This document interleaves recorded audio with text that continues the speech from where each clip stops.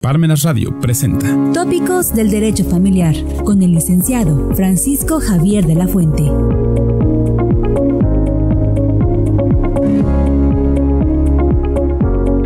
Hola, ¿cómo están? Muy buenas tardes tengan todos ustedes. Hoy, día 2 de junio del año 2021, siendo las 3 de la tarde, iniciamos un programa más de Tópicos de Derecho Familiar. Gracias por escucharnos, gracias por acompañarnos y por toda la serie de sugerencias que nos están dando respecto de abordar la temática. Hay algo que ha interesado a muchos estudiantes, juristas, abogados, que es el proyecto del nuevo Código Nacional de Procedimientos Civiles y Familiares. Y en esta ocasión hemos invitado a un doctor prestigiado, reconocido nacionalmente porque ha recibido premios nacionales. Es el doctor Rodrigo Serrano Castro, doctor en Derecho por la Universidad Nacional Autónoma de México. Preside el capítulo en Baja California Sur de la Academia Mexicana de Derecho Asociación Civil. Es profesor universitario y actualmente se desempeña como magistrado titular de la primera Sala Unitaria Civil en su entidad natal, Baja California Sur. Él nos va a hablar sobre el proceso de vigencia y aplicación de reformas constitucionales encaminadas a establecer un nuevo Código Nacional en materia procesal y familiar. Doctor, gracias por aceptar nuestra invitación. Muy buenas tardes. Muy buenas tardes, maestro Francisco Javier de la Fuente Linares. En realidad, muy agradecido por la invitación. Saludamos a todo su auditorio, a quienes nos escuchan por Parmenas Radio, y desde luego pues con la satisfacción de poder dirigirnos a ustedes y emitir algunas opiniones sobre este importantísimo tema jurídico para la vida de México. Bien, doctor, para ubicar e iniciar nuestra conversación, le pediríamos a usted y a nuestro auditorio nos comente ¿cuáles son los antecedentes que se tienen sobre el particular? Bien, en realidad la materia civil y familiar pues es una de las asignaturas jurídicas que tiene que ver desde luego con la vida cotidiana, con la vida de todos nosotros. Las personas estamos ligados de alguna forma a estas disposiciones, porque finalmente también la familia es la célula de la sociedad, es el elemento central para que tengamos por una parte una sociedad, y que esa sociedad organizada pues ha permitido también el establecimiento de un estado de derecho. Históricamente recordaremos, maestro, que el derecho civil, los antecedentes pues más remotos, los tenemos en el Corpus Juris Civilis que se expiden precisamente siendo emperador Justiniano en Roma, y que comprenden 4 partes. Por un lado, las instituciones, el digesto, el código y las novelas. Recordamos, por ejemplo, mucho en nuestra época de estudiantes, el compendio de Rogina Villegas, estos 4 tomos que todos conocemos, y que se dividen precisamente en estos temas: introducción, personas y familia, bienes, derechos reales y sucesiones, teoría general de las obligaciones y contratos. De tal manera que la complejidad del derecho civil, pero sobre todo la evolución en los últimos 10 o 15 años, ha implicado necesariamente que se vaya visualizando la necesidad de ver de manera distinta la rama civil que rige para los particulares en sus relaciones interpersonales, y donde la regla fundamental es la voluntad de las partes, y otra, el derecho familiar, donde si bien es cierto, este principio también se establece, pero aquí, digamos, hay una tutela adicional complementaria por parte del Estado, precisamente ante la trascendencia y la importancia de proteger un interés público o un interés superior, que es el mantenimiento de la armonía y la estabilidad de la familia, porque es la célula fundamental de la sociedad. Entonces, en ese contexto, yo creo que precisamente en un diagnóstico que se hace del sistema de justicia en el país, precisamente, y que inicia con foros de consulta en el año 2015, y haciendo una revisión de los casos que se tienen a nivel jurisdiccional en todo el país, se advierte que el mayor número de casos que se concentran en los órganos jurisdiccionales a nivel de controversias son los de naturaleza familiar, por encima incluso de los asuntos de naturaleza civil, incluso por encima de los asuntos de naturaleza penal. Del universo total, ¿verdad? Del universo total de asuntos que se encuentran en los órganos jurisdiccionales, locales y federales, cerca del 40% corresponden a la materia familiar. De tal suerte que en ese análisis que se hace, donde intervienen diversas agrupaciones, asociaciones, juristas, a convocatoria del propio gobierno federal, es que se establece la necesidad de implementar mecanismos que hagan más ágil la justicia y que acerquen la justicia a la población, y se le va a denominar entonces, maestro, como usted está perfectamente enterado, justicia cotidiana. Entonces, aquella iniciativa que se envía al Congreso de la Unión por el entonces presidente de la República va encaminada a impactar en la mejora de prácticas que hagan más cercana a la población la impartición de justicia en materia civil y familiar. Doctor, esta reforma constitucional que fue en el año 2017 por septiembre, que modificó el artículo 70 en su fracción 30, que establece como única facultad para emitir códigos nacionales de procedimientos al Congreso de la Unión y no a las legislaturas de los estados,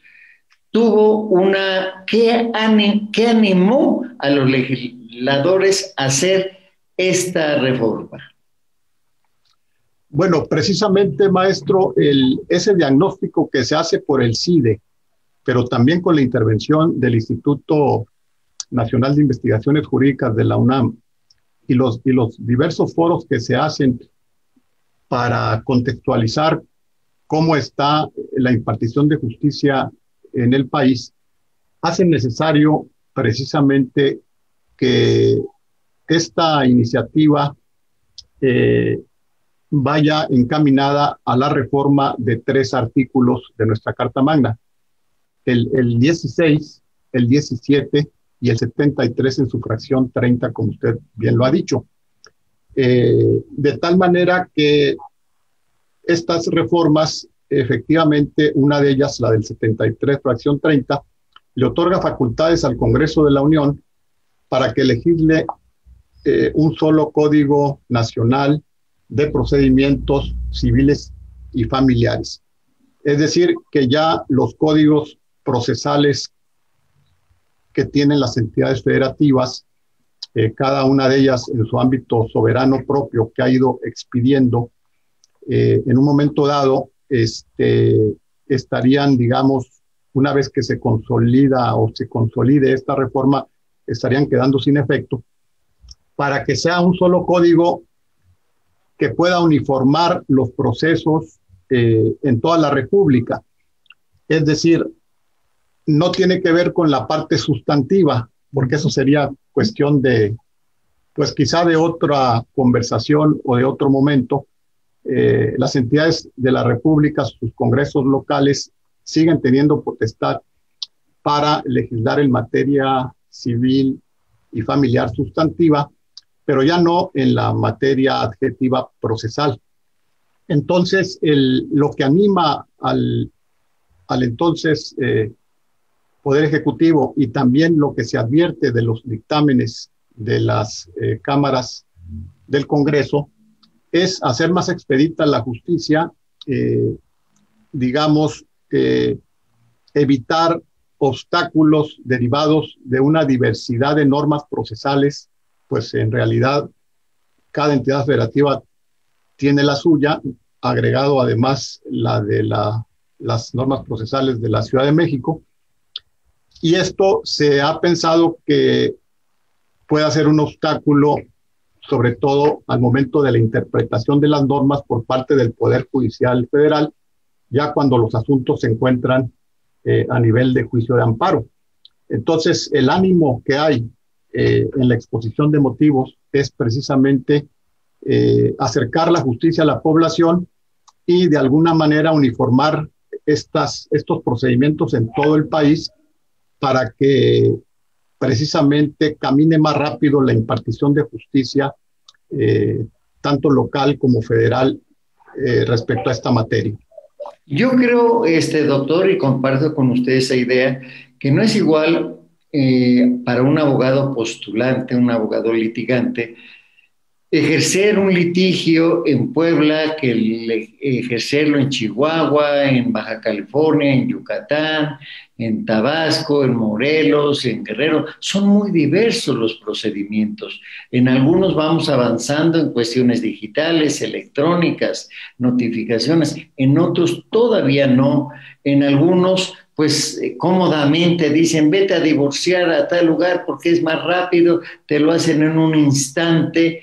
Por ejemplo, aquí en Puebla, en un solo día, en un divorcio incausado en forma unilateral, puede uno llegar, ratificar el convenio, firmar, y en ese mismo instante le dictan a uno la sentencia. Y si las dos partes están conformes, ya está uno divorciado. No nos bastó más que el tiempo necesario para admitir la demanda, citarnos para el día y hora y ya resolver. En tanto, en otros estados todavía tenemos el divorcio necesario, el divorcio voluntario, el divorcio sin expresión de causa, el divorcio administrativo. ¿No lo cree, doctor, que era muy difícil esto? Sin duda alguna, sobre todo partiendo de la base, maestro, del interés público y del interés social para el mantenimiento de la estabilidad familiar. Sabemos que el concepto de familia pues ya no es el mismo que se tenía hace algunos años, en virtud de la evolución, digamos, de las mismas comunidades, ¿no? De la misma cultura. Hay quienes dicen que el derecho transforma a la sociedad, ¿verdad? Pero también hay que decir que la sociedad puede transformar el derecho también a través de, pues, comportamientos o culturas que se van teniendo una modificación en el tiempo, una evolución. Aquí el dilema de esto precisamente es, digamos, pensar en la autonomía que pudiera tener el derecho de familia respecto al derecho civil. Así es. Esto ha sido una tendencia que, como usted sabe, pues ya de alguna forma ha venido prevaleciendo esta tendencia. Pero sí debemos de decir que para que pudiera existir una autonomía plena, es decir, una separación de lo familiar de lo civil, tendrían que darse 4 elementos. Una autonomía primero legislativa, ¿verdad? Después una autonomía didáctica, que también ya en las universidades de México se imparta de manera diferenciada la materia civil y la materia familiar.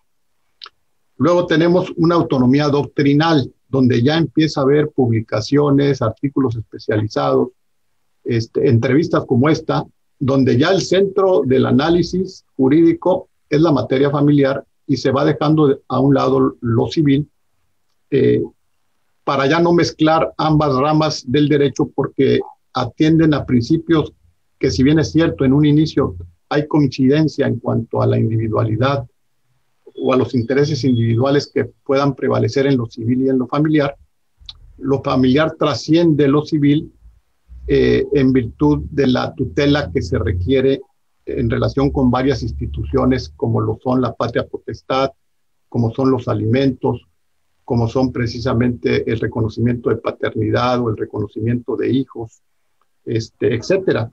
Entonces, la autonomía doctrinal es otro aspecto. Y por último, la autonomía judicial. Ya como sabemos todos, ya en los poderes judiciales también tenemos dividida la materia.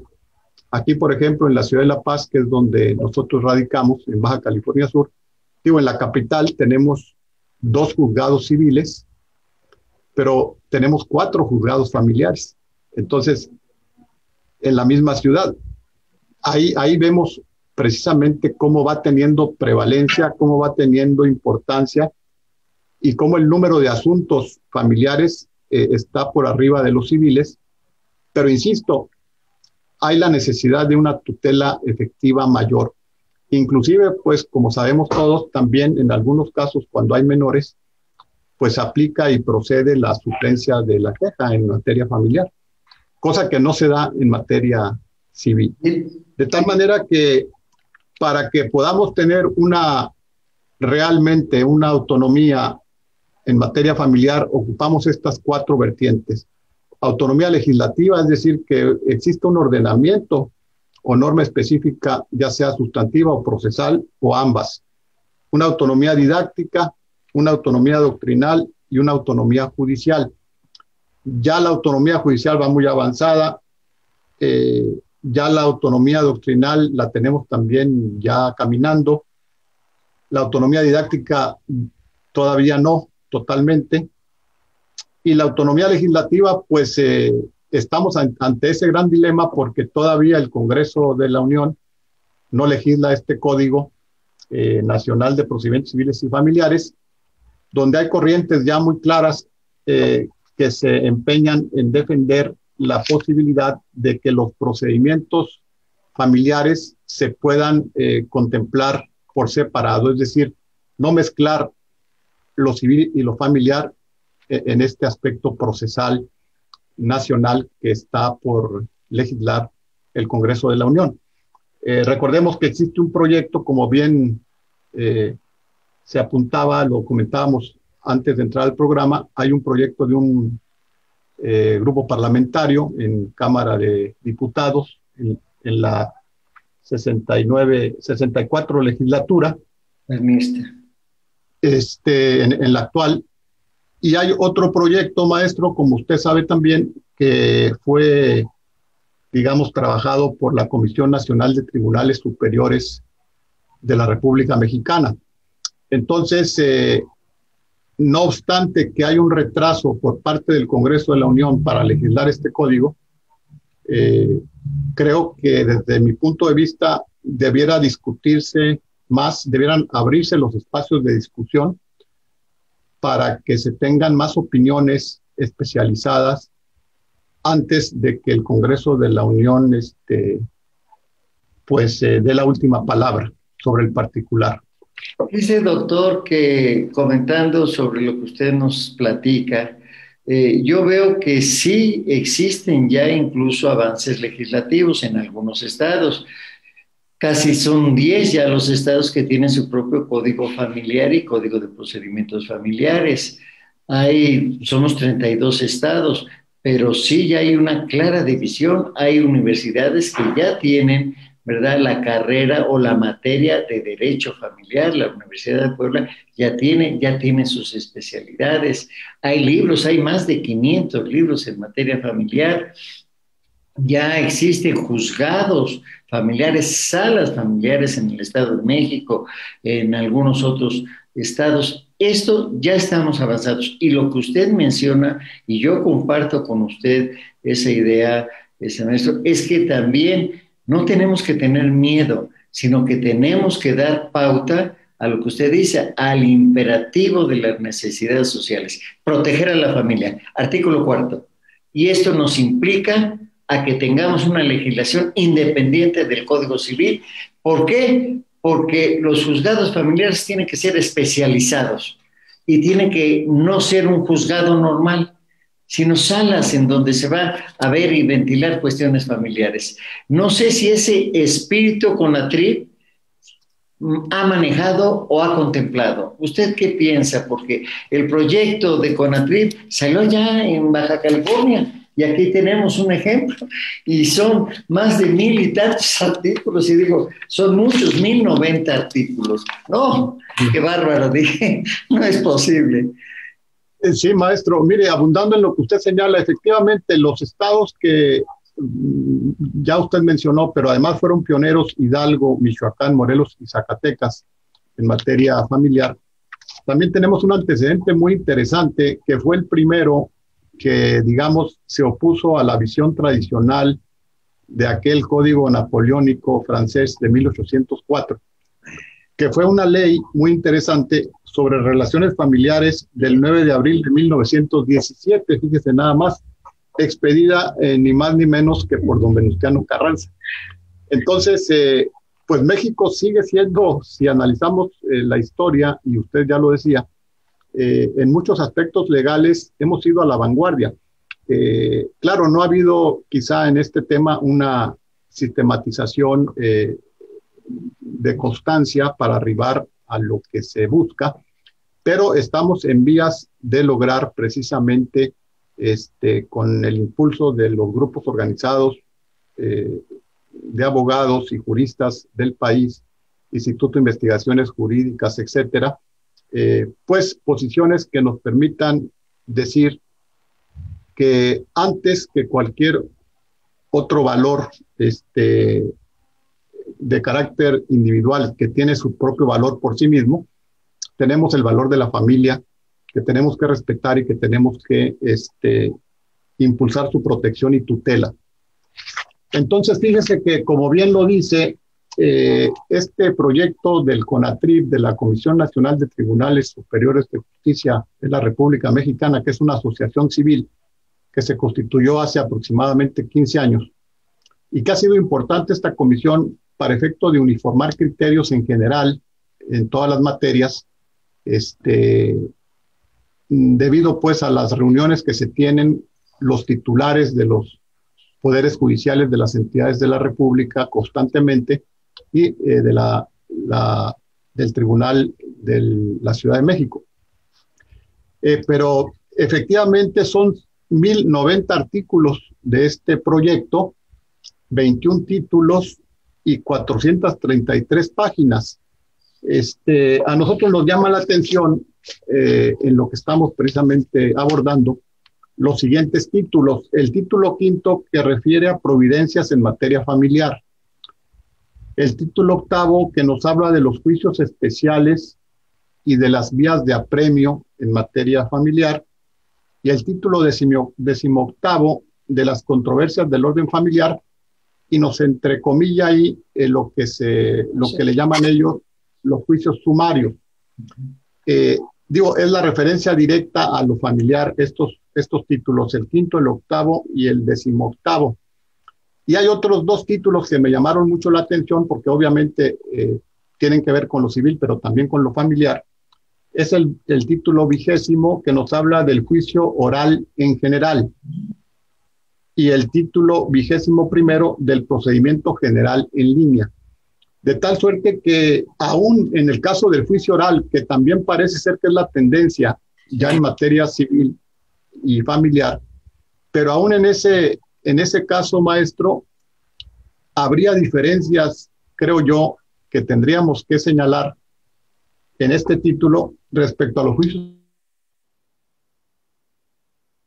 Sí, perdón. Sí. A lo mejor de un psicólogo, requiere de que el menor esté en un ambiente distinto al de un juzgado civil en términos procesales y en términos físicos. Requiere que el juez sea especializado precisamente y escuche al menor, porque ahora pues este principio del interés superior debe prevalecer. Entonces yo no veo que en el proyecto de la CONATRIP haya una diferencia entre el juicio oral familiar y el juicio oral civil. Yo creo que esa sería una de mis principales observaciones. Y luego tenemos el procedimiento general en línea, donde pues ahí también tendríamos que ver si hay alguna diferencia entre lo civil y lo familiar. Definitivamente yo creo que sí es perfectible el proyecto de la CONATRIP. Desde luego que es un esfuerzo importante que han hecho pues quienes integran los tribunales superiores de justicia, pero pues como toda iniciativa pudiera ser perfectible de alguna manera. Y por otro lado tenemos el proyecto de este grupo parlamentario que se presentó en la Cámara de Diputados y que lo tiene la actual legislatura ahí pendiente de dictaminar. Entonces, pues yo pienso que sí tenemos que seguir impulsando de alguna manera estos temas y sí tenemos que seguir, digamos, coincidiendo con el maestro Valls, preguntarnos, porque él dice, bueno, hay que preguntarnos cuál es el motivo, la causa o razón por la que en un solo código estén ambas materias, la familiar y la civil. ¿Cuál es el argumento para ello? Sabemos que en sus orígenes la materia familiar pues vino de la mano con lo civil, pero dado la evolución que ha tenido en los últimos años y dada esa independencia que ya se advierte en estas 4 vertientes que mencionaba con anterioridad, yo creo que es el gran momento histórico para la justicia en México de ponerlo esto en la mesa y de que pues el Congreso de la Unión, los señores diputados, senadores y demás, hagan estas valoraciones con más información y con más elementos para que se tomen las mejores decisiones en bien de del origen que llevó todo esto, que fue precisamente fortalecer la justicia cotidiana, acercar la justicia a la población, sobre todo una justicia de elementos tan sensibles como son las relaciones interpersonales ligadas a los aspectos familiares. Doctor, por último, quisiera que me diera su opinión. El nuevo Código Nacional de Procedimientos Familiares habla de juicios orales, como usted lo ha contemplado, aun cuando no todo es oralidad en el procedimiento, sino parte de algo escrito, mixto. ¿Qué pasa con las leyes orgánicas de los estados? ¿Qué va a pasar con los poderes judiciales de los estados? Porque ahí no hay una clara diferencia entre lo que va a conocer las legislaturas de los tribunales estatales y los tribunales federales. Habla de algo en conjunto. ¿Qué va a pasar? Sí, yo creo que aquí realmente, bueno, primero se tiene que redefinir, como yo le decía desde mi punto de vista, si estos juicios orales deben seguir siendo normados en lo general, porque así lo dice el proyecto, ¿no? Sí, son juicios orales generales. O si vamos a hacer una diferencia entre juicios orales civiles y familiares. Y esto que usted comenta, pues es muy relevante, porque inclusive hemos tenido noticias que en algunos estados, no obstante que la reforma se dio, digamos, al 73, desde hace ya, desde ese momento ya, desde el 2017, algunos estados siguieron haciendo reformas a sus códigos procesales. Aguascalientes y Colima que se desecharon, hubo amparos, ¿sí? Y las derogaron.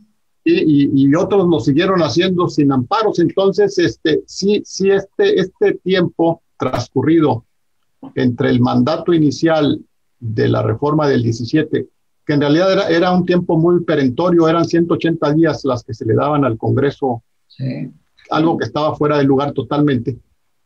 Pero pues ya pasó 2018, 2019, 2020 y lo que va del 2021.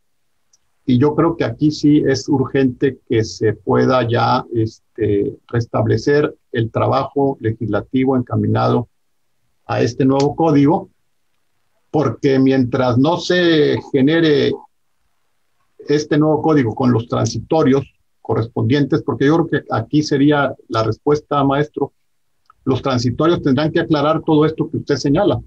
Es ahí donde habría que precisar los tiempos, los asuntos que se vienen llevando con la legislación vigente, cuándo inicia propiamente la vigencia del nuevo código en caso de ser aprobado, Código Nacional, y los casos particulares, como los que usted señala, cómo se deberá de darles tratamiento. Yo pienso que la respuesta es que esto debe estar en los transitorios una vez que el Código Nacional, con toda su mejora y con todas sus pues propuestas de los diferentes grupos jurídicos organizados de México, se lleve ya a la dictaminación final en el Congreso de la Unión. Perfecto. Va a pasar lo mismo que en el Código Nacional de Procedimientos Penales. 8 años. 8 años para entrar en vigencia, ¿verdad? Ahora no sabemos si aquí, porque todo hace suponer que eso va a ser inmediato, pero tendríamos que modificar muchas cosas, tendríamos que adecuar también las situaciones familiares, porque en materia familiar la ley orgánica del Poder Judicial no establece sus auxiliares y tienen que ver mediadores, conciliadores, psicólogos, trabajadores sociales, en fin, algo que para resolver de verdad los asuntos familiares, que son diferentes a los civiles. Entonces, lejos de crear eso, vamos a crear una infraestructura muy grande. Yo creo que debemos de tener con cuidado y sugerir, yo me atrevería a pensar, y usted que es una eminencia en esta materia y una persona calificada que se escucha su voz, pues también hacer eco a todos estos planteamientos que abogados litigantes le estamos haciendo. Doctor, agradecemos mucho su participación, de verdad para nosotros es muy enriquecedor, esperamos poder contar de nuevo con su amabilidad y sus valiosos conocimientos sobre la materia, si nos lo permite en futuras pláticas o conversaciones. Al contrario, maestro de la Fuente Linares, el agradecido soy yo y estamos a sus órdenes aquí en Baja California Sur. Maestro, quisiera darnos algún teléfono, algún lugar donde nuestros personas, porque el programa se escucha en toda América del Sur, en España y en México. Se nos está haciendo el favor de escucharnos. Sí. Luego nos mandan opiniones, que nos diera a dónde se pueden comunicar con usted. Sí, con todo gusto. Les puedo dar con mucho gusto el correo electrónico personal, que es rserrano, todo minúscula, R de Rodrigo, rserrano, @uabcs, es UABCS, B de bien, uabcs.mx. UABC es Universidad Autónoma de Baja California Sur, rserrano, @uabcs.mx. Con todo gusto estamos a sus órdenes en este correo electrónico. Nosotros presidimos también aquí en Baja California Sur la Academia Mexicana de Derecho, el capítulo Baja California Sur, Asociación Civil, Juan Velázquez. De tal manera, pues, que como usted dice, cualquier comentario, cualquier opinión es bienvenida y estamos a sus órdenes. Le agradecemos mucho, un fuerte saludo. Gracias a todos ustedes por escucharnos, por atendernos. Espero haya sido de su agrado esta plática que para mí resultó muy ilustrativa, con una persona docta en la materia y que nos puede ilustrar y dar a conocer que tenemos que actuar todos en unión. La unión hace la fuerza. Gracias, doctor, y que tengan un bonito día y los espero el próximo miércoles en su programa Tópicos de Derecho Familiar. Hasta luego. Nos vemos. Parmenas Radio presentó Tópicos del Derecho Familiar.